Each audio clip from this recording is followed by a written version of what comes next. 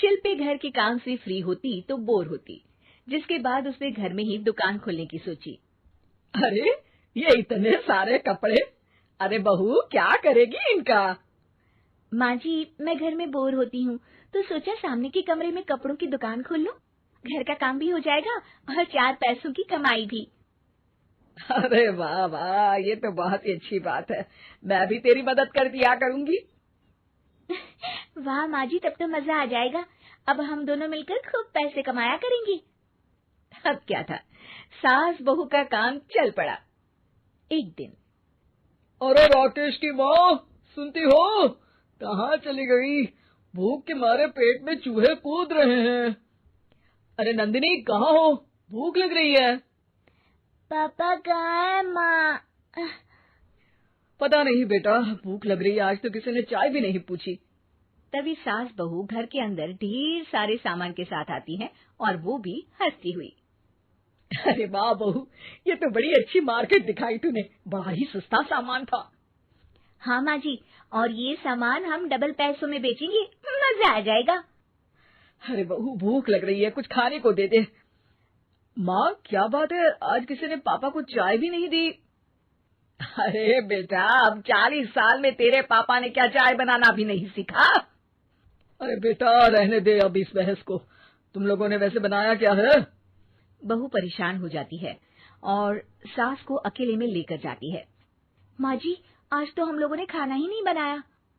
अरे बेटा, बाहर के छोले भटूरों से पेट इतना भर गया कि याद ही नहीं रहा कि घर में ये लोग भी हैं खाना खाने के लिए। अब क्या किया जाए?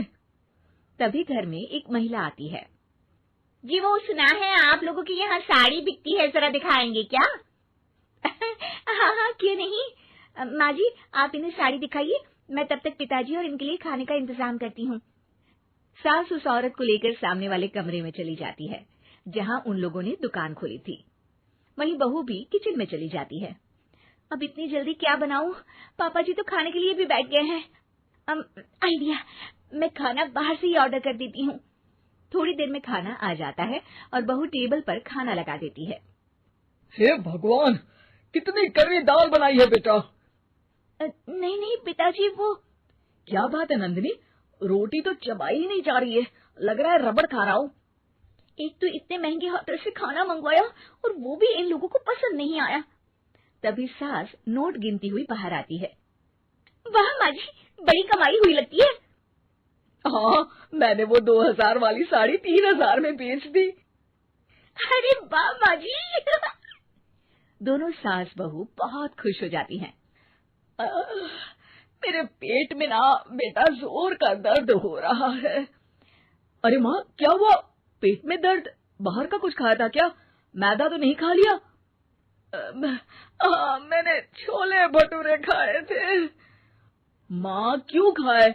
आपको तो पता है कि आपको मैदा सूट नहीं करता। चलिए माँ को डॉक्टर के पास ले जाते हैं। तभी अंदर से पापा की आवाज आती है। हे भगवान, मेरा तो पेट खराब हो गया। सब पिताजी के पास जाते हैं। पिताजी, आपको क्या हुआ? खाना बासी था शायद। अरे पिताजी, नंदिनी जानती है कि बासी खाने से आपकी तबीयत खराब हो जाती है, तो वो ऐसा क्यों देगी, है ना नंदिनी?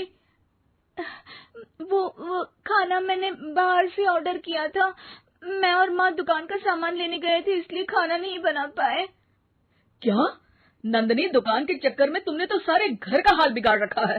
चलो अब माँ और पापा को लेकर अस्पताल चलते हैं।